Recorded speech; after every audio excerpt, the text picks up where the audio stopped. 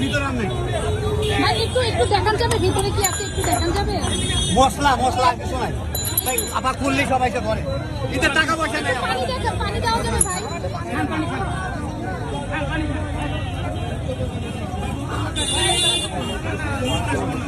হ্যাঁ বোতলটা আমার